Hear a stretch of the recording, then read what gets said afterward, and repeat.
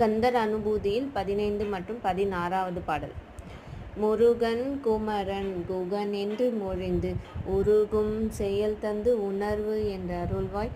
பொருபுங்கவரும் புவியும் பரவும் குருபுங்கவ என்குண பஞ்சரனே.